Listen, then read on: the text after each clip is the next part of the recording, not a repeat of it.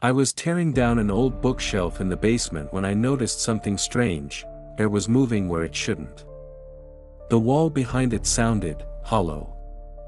I tapped, pulled, pried, and then I saw the edge of a doorway, sealed and painted over like it was never meant to be found. It didn't make any sense.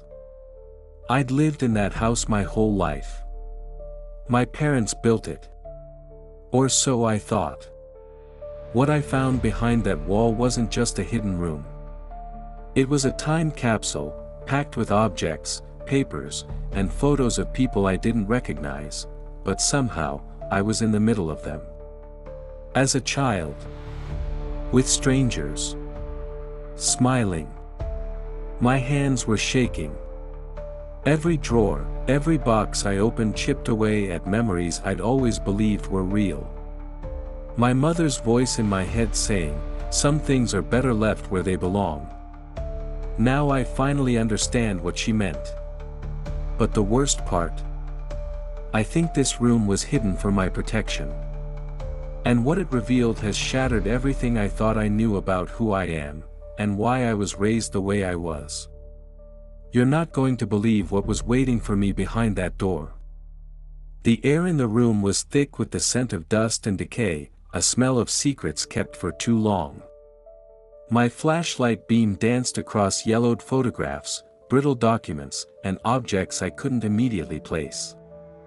A child's wooden toy, worn smooth with use. A silver locket engraved with a name I didn't recognize, Eleanor. A stack of letters bound with a faded ribbon. My heart pounded against my ribs, a frantic bird trapped in a cage. I sank to my knees, the weight of the unknown pressing down on me. This room, this carefully curated collection of memories, felt like a violation. A betrayal. My life, the one I'd always known, was unraveling before my eyes, thread by thread. The photos were the first thing I focused on. There I was, a gap-toothed kid, maybe 5 or 6 years old, surrounded by people I'd never seen before. A woman with kind eyes and a warm smile held me close. A man with a strong jaw and a mischievous glint in his eyes ruffled my hair. They looked happy. Like a family. But not my family. My parents, the people who raised me, who I loved and trusted, were nowhere to be seen. Instead, these strangers filled the frames, their faces frozen in moments of joy and laughter, moments that should have been mine, yet felt stolen. A knot tightened in my stomach. A cold dread seeped into my bones. I picked up a letter, the paper crackling like dry leaves in my hand. The handwriting was elegant, looping, a stark contrast to my mother's practical scrawl. "My dearest Thomas," it began, the ink faded but the words still legible. Thomas. My name. But who was writing to me? And why was this letter hidden away? The letter spoke of picnics in sun-drenched meadows, bedtime stories whispered in the dark, and a love so profound it ached even through the silence of years.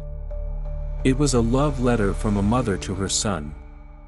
A mother who wasn't the woman who tucked me in at night, who bandaged my scraped knees, who taught me to ride a bike. My head spun. The room seemed to tilt, the walls closing in. I stumbled back, hitting the rough stone wall, the impact jarring me back to the present. I needed air. I needed to escape the suffocating weight of this hidden history. I fumbled for the light switch, my hand trembling. The sudden brightness was a shock, but it also revealed something I hadn't noticed before. A small, wooden box tucked away in the corner, almost hidden in shadow. It was locked. I rummaged through the room, desperate to find the key. Finally, I spotted it, nestled amongst a pile of children's drawings. My drawings. Pictures of fantastical creatures and faraway lands, signed with a childish scrawl, Tommy. With shaking hands, I inserted the key into the lock. It turned with a soft click. Inside, nestled on a bed of faded velvet, was a single item, a silver pocket watch. It was tarnished with age, but the inscription on the back was clear: "To my son, Thomas. May time always be kind to you." I traced the inscription with my finger, a wave of nausea washing over me. Time. Had time been kind to me? Had I lived a lie? Was everything I believed about my life a fabrication? The questions swirled in my mind, a chaotic storm of doubt and fear. I clutched the watch tightly, the cool metal a stark contrast to the burning questions that consumed me. Who were these people in the photographs? Where were they now? And why had my parents, the people I called Mom and Dad, kept this hidden from me for so long? A chilling thought pierced through the confusion. What if they weren't my parents at all? What if the woman in the photos, the woman who wrote those heartfelt letters, was my real mother? The thought was both terrifying and strangely exhilarating. A part of me, a small, desperate part, wanted it to be true. I knew I couldn't stay in that room any longer. I needed to breathe, to think, to process the avalanche of information that had just been dumped on me. I stumbled out, back into the dimly lit basement, the door to the hidden room swinging shut behind me, a silent testament to the secrets it held. But as I turned to leave, I noticed something else. A faint scratch mark on the concrete floor, just outside the doorway. It looked recent. As if someone had been trying to get in. Or out. The hairs on the back of my neck stood on end. Suddenly, the silence of the basement felt heavy, oppressive. I wasn't alone. Someone else knew about this room. And they were watching me. My breath hitched in my throat. The scratch mark, barely visible in the dim light, was like a physical manifestation of the unease that had been building inside me. It was a small detail, easily overlooked, but it spoke volumes. Someone had been here. Recently. And they knew about the hidden room. The thought sent a shiver down my spine. Who were they? What did they want? Were they connected to the people in the photographs? Or were they watching me, observing my discovery, waiting for the right moment to, what? The possibilities were endless, each more unsettling than the last. I forced myself to take a deep breath, trying to quell the rising panic. I needed to think rationally. I needed a plan. But my mind was a whirlwind of questions, fears, and half-formed suspicions. The basement, once a familiar space, now felt alien and threatening. Every shadow seemed to conceal a hidden observer, every creak of the old house sounded like approaching footsteps. I grabbed the flashlight, its beam cutting through the darkness, and quickly scanned the area. The basement was cluttered with the usual assortment of discarded furniture, dusty boxes, and forgotten memories. Nothing seemed out of place. But the scratch mark remained, a stark reminder that I wasn't alone. I backed away slowly, my gaze fixed on the hidden door. It was closed now, seamlessly blending into the wall, as if it were trying to erase its own existence. But I knew it was there. And I knew what it held. Secrets. Lies. A life I never knew existed. I had to get out of there. I needed to be somewhere safe, somewhere I could think clearly. I turned and hurried up the basement stairs, my heart pounding in my chest. As I reached the top, I glanced back one last time. The basement was shrouded in darkness, silent and still. But I couldn't shake the feeling that I was being watched. The house felt different now, charged with an unsettling energy. The familiar creaks and groans of the old building seemed amplified, each sound a potential threat. I moved through the rooms like a ghost, my senses heightened, my mind racing. I went to my study, a small room overlooking the backyard. It was my sanctuary, a place where I could escape the world and lose myself in books and research. But even here, I couldn't find peace. The images from the hidden room kept flashing through my mind, the smiling faces of strangers, the heartfelt letters, the silver pocket watch. I sat at my desk, the watch lying before me, its inscription gleaming in the lamplight. To my son, Thomas. May time always be kind to you. The words echoed in my mind, mocking me with their false sentimentality. Had time been kind to me? Had it been kind to rob me of my own history, to replace my real family with a carefully constructed illusion? I picked up the watch, its weight surprisingly heavy in my hand. I opened it, revealing the intricate workings within. The hands were frozen at 3:15. A significant time? A clue? Or just a random moment frozen in time? I spent hours poring over the contents of the hidden room, trying to piece together the fragments of my shattered past. The photographs offered glimpses into a life filled with love and laughter, a life that should have been mine.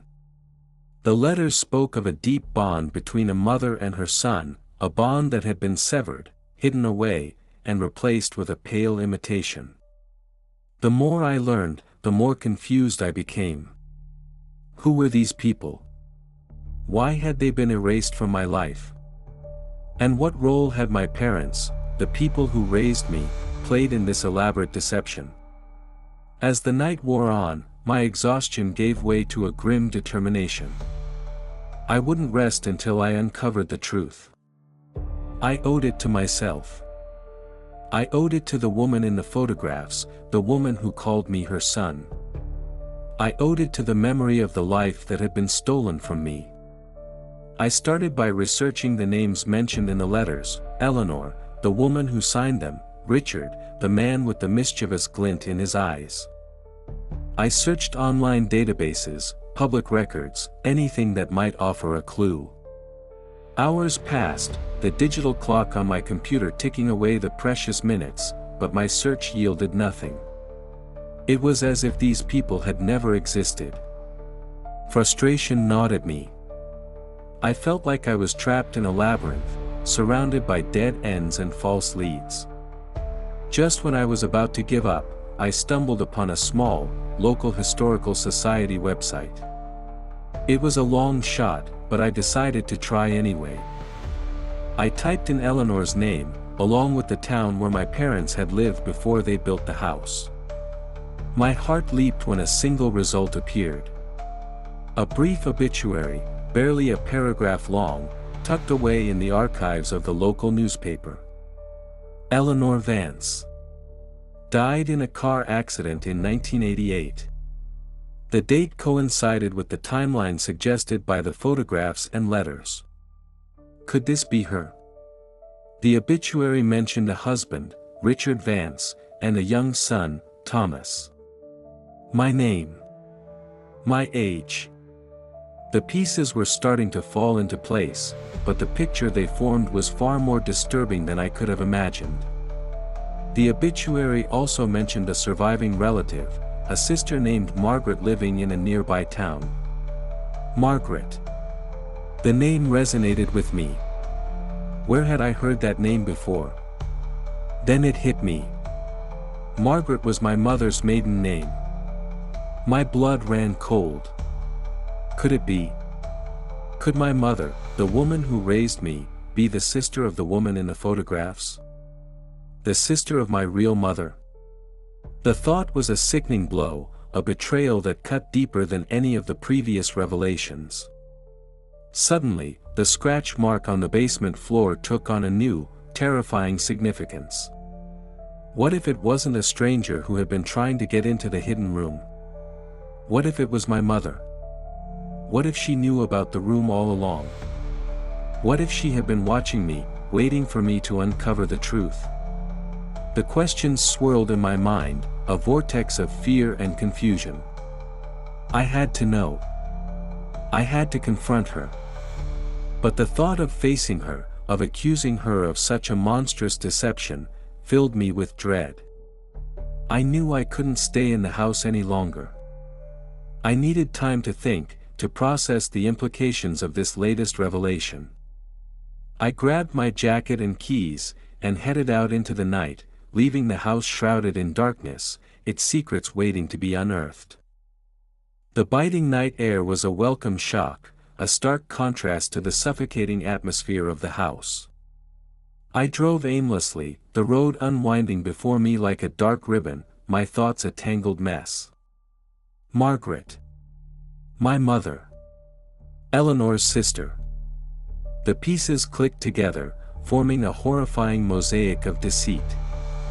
She had taken me, raised me as her own, effectively erasing my true identity. Why? The question clawed at me, a relentless tormentor. I found myself parked by the river, the dark water reflecting the city lights like scattered diamonds. The engine ticked softly, the only sound in the vast emptiness. I stared at the water, its surface deceptively calm, hiding the currents swirling beneath. Just like my life. A carefully constructed facade concealing a dark, turbulent undercurrent of secrets. The memory of the pocket watch surfaced, the inscription echoing in my mind, "May time always be kind to you." A cruel joke. Time had been anything but kind. It had robbed me of my family, my history, my very identity. And now, it had presented me with this devastating truth, this unbearable burden. I had to confront her. I had to demand answers. But the thought of facing the woman who had raised me, the woman I had loved and trusted, and accusing her of such a profound betrayal, filled me with a paralyzing dread. The first rays of dawn painted the sky in hues of pink and gold as I finally pulled into Margaret's driveway. The house was small, neat, a stark contrast to the sprawling Victorian I had always called home. I sat in the car for a long time, my hand hovering over the ignition, my heart pounding against my ribs. This was it. The moment of truth.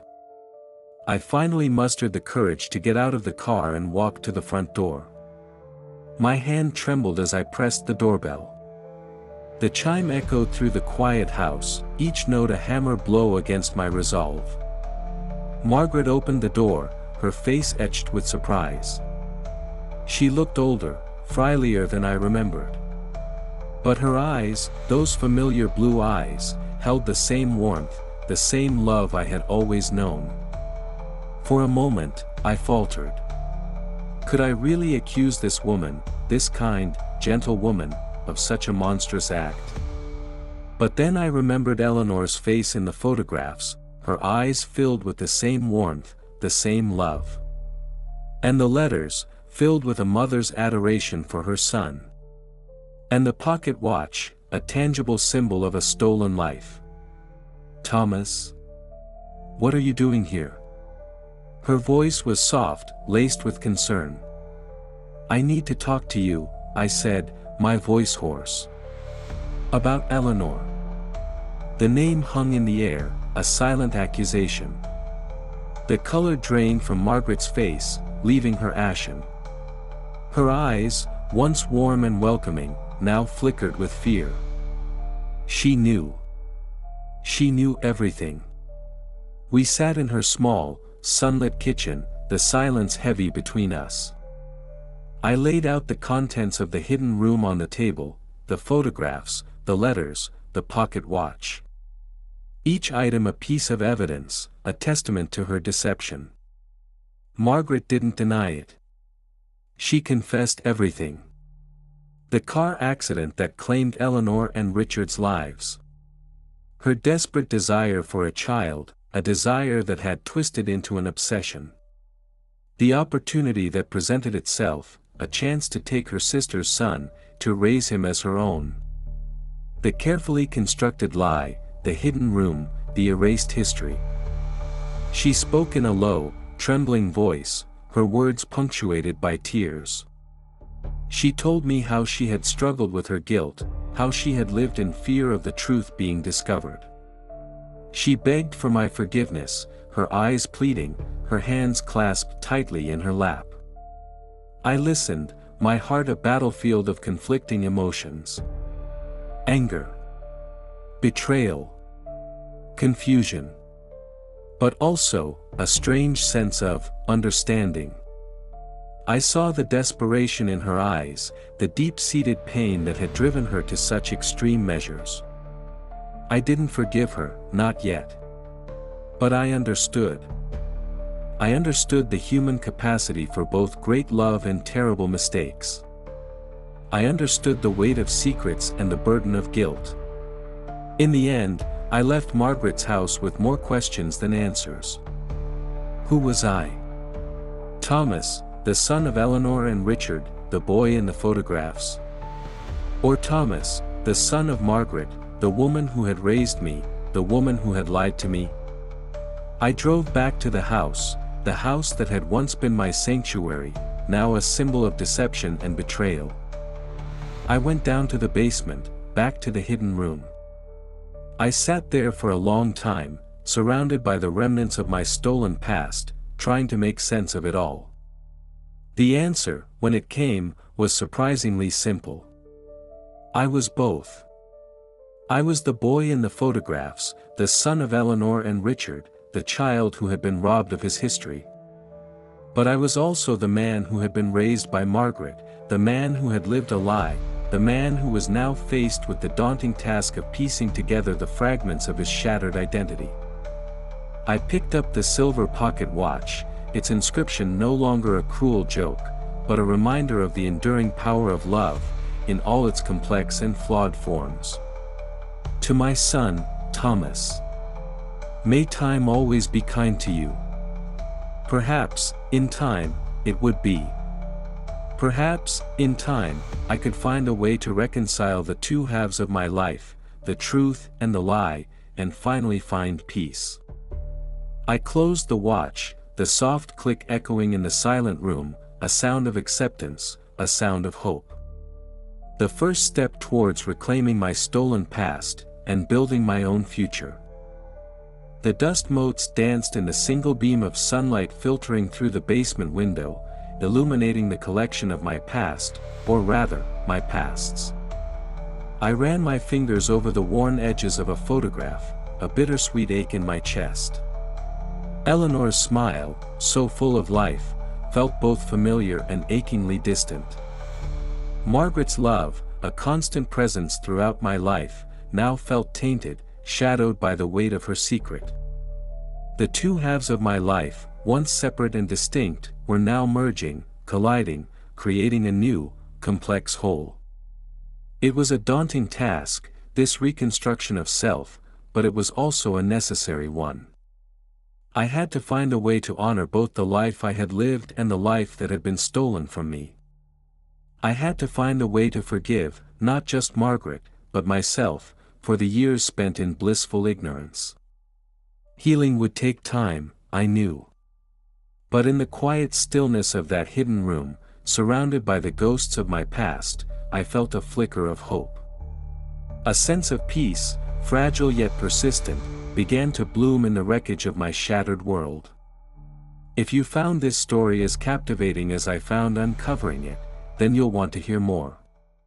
We delve into the mysteries of the human heart, exploring the dark corners and hidden truths that shape our lives.